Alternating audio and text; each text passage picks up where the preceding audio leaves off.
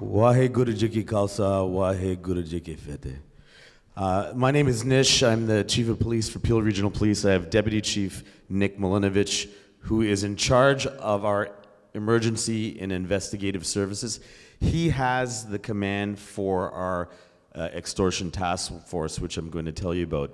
I also have Deputy Chief Mark Andrews, who is also a Brampton resident, strong member of the community, in charge of our front line. In addition, I have multiple of my team members here that are able to assist should there be dialogue or questions. I first want to thank the organizers for giving us the opportunity to talk to you. For everybody's awareness, when there is an act of violence or extortion, it is the responsibility of the local municipal police service to investigate and respond to it. It's the same in Surrey, Edmonton, Calgary. Now we're seeing it even in Quebec, but it's us here at Peel Regional Police. I want to first acknowledge that there are people, business owners, victims, family members of victims that are here in this room that have been affected by it. I can tell you, and in addition to what Mayor Brown has spoken to, is we know it causes tremendous harm to all of you. And it doesn't just stop here in Peel. It radiates right across this country and internationally. We know that. But I'm here to tell you very clearly, we were not going to miss this opportunity to tell you that on behalf of Peel Regional Police, we're absolutely committed to investigate, respond, and stop every one of these incidents where we can as possible. And I guess what you need to hear from me is that we have done things differently here in Peel, unlike any other municipality in this country, and I can assure you probably in North America from an investigative standpoint. Is it enough? Has it stopped it? No, unfortunately, we still continue to see the trends continue. But between Nick and I, we just want to tell you about the landscape here at Peel. So, as you all know, this is not new. We began to see the trends continue to increase over the last 2.5 years, but in the last half of 2023, we began to see a remarkable spike of these extortions. Can I tell you, if we had 1 or 2 a year over the last decade, that was normal.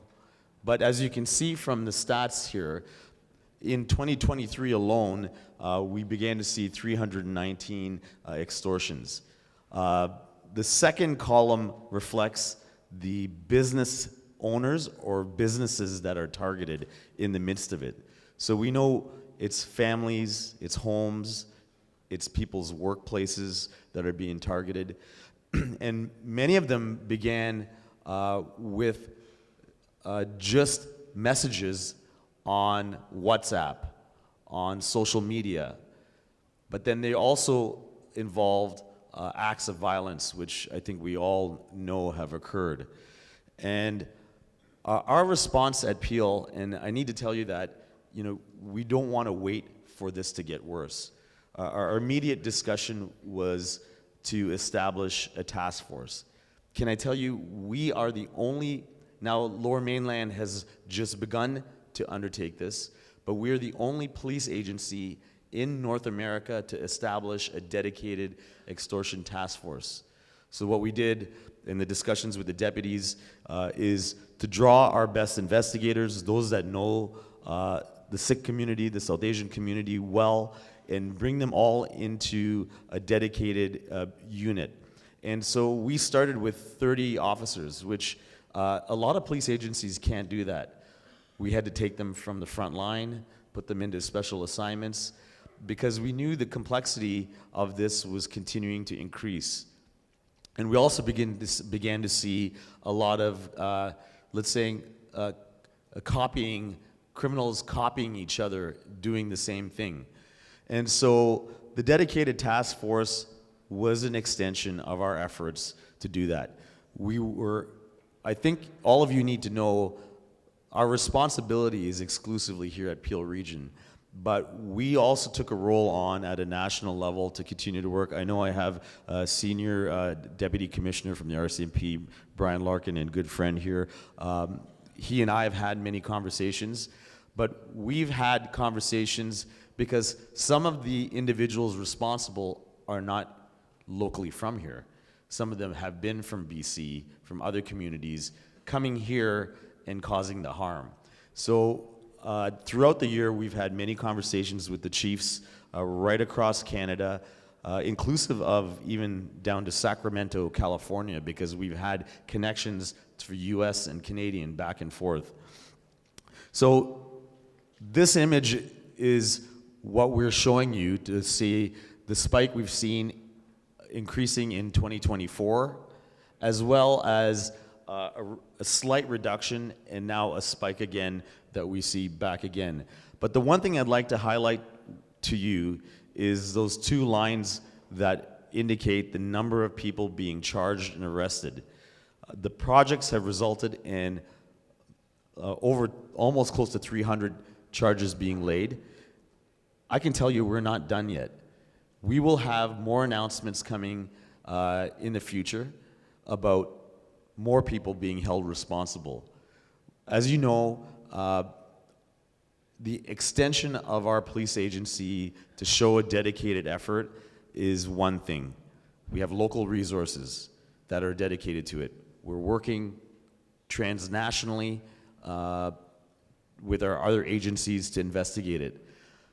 The other piece that you need to hear from me is that we have had lots of conversations. I want to thank Minister Sahota and our local Peel MPs for their relationship with us. They've been strong advocates for us bringing the attention. I've had multiple conversations, even as recently of this week, with Minister Anand Sangari, the Public Safety Minister, because we know the federal government has responded in BC with supporting the Lower Mainland and Surrey. But I can tell you, we have more incidents here in Peel than anywhere nationally aggregate. And so the efforts to support us is very critical. If I have the resources I need to respond, to arrest and charge individuals, I will do it. And there is more work to be done. And so the support from all levels of government, the dialogue with you to acknowledge the harm being caused in this community, in our community, but for me also to tell you the work being done is very critical, because Mayor Brown is right, and I do know the organizers have also highlighted that in their opening remarks, because there is a feeling that there's nothing being done. And we know that. It bothers us as much as it bothers you as a community. But if I didn't have the opportunity to tell you the work that's happening, the complexity in the investigations, the cyber crime related investigations, all the related charges that are happening, people that are being arrested, charged, and being prosecuted, is happening here in Peel. I can tell you that it is. And there is more work to be done. We know that. So I'm just going to invite Deputy Milinovich, who's responsible for our extortion task force, to speak to you a little bit about the details and the nuances. Nick? Excellent. Thank you, Chief. Maybe to start, I would just compliment some of what the Chief said, which is, first to thank you. Hold it nice and close. A thank you for the invitation to come here and have this conversation. As a police service, we have one objective responsibility, and that is to protect everybody in this room. And so as you see on the graph there, in 2023, we heard from our community. We heard about the anxiety and the pressures and what was happening. And we were the first police service nationally to initiate a task force. Since that time, and you'll see the figure there, it says over $8 million invested in resourcing and investigations to really fight extortions that were happening in our community. The reality is that's a conservative figure. We've invested much more than that. We've had an extortion task force since we first became aware of the issue for our community. And I really believe that today's audience and the people that have come here today is what's going to make us continue to be successful in the space of fighting extortions. We have a community that identifies what the issues are, but doesn't just identify them, will have the conversations with us and will come to us, and collectively, that's how we're going to approach this. So we currently have 30 members assigned to this task force. The chief alluded to the fact that you can expect more announcements. We've laid hundreds of charges against dozens and dozens of people who come to our community to target our community. And we're going to continue to take that fight to anybody that would do that. And so our job, very simply, as a police service, is to work with you and then to hold the people accountable that would attempt to target you. And we're going to continue to do that. And I really hope that from the chief's comments and from what I'm giving you, you understand and believe that we're in this with you. We are willing to commit whatever resources necessary. We are willing to come and have these conversations, and we're going to do everything we can in order to protect you. And I believe that we've done that. Now, what I would say, how you can help us is through conversations like this. If you hear about extortions in the community, or if you receive information of extortions, it is crucially important that you share that with us. Because not only will we investigate it from a police of jurisdiction perspective, but we have regular conversations with our federal partners. That is a really, really important piece. So, you know, one, this is to give you an idea of some of the work that we've done as your local police service, and we are your police service. But also to let you know what you can do to help in that fight. And this is a great example of it. The conversations, we've had multiple conversations with our federal partners.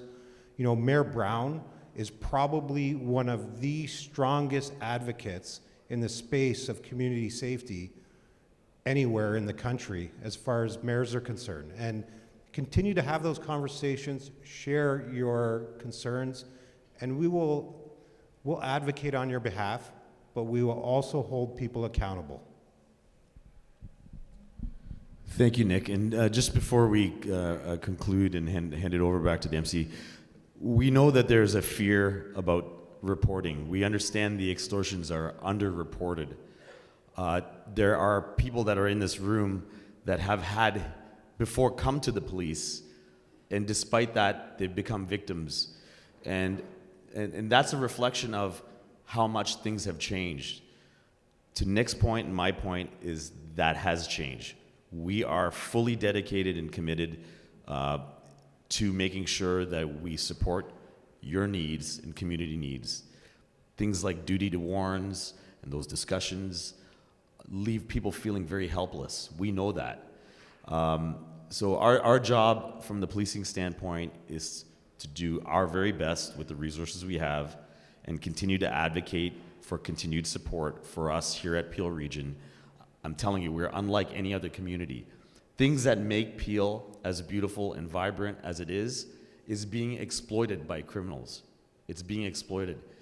We know we have a role to stop that, but the purpose of my time with you is to make sure you have full confidence that we here in the region are doing our best with our partners to make sure you are safe as best as we can. Thank you for the time.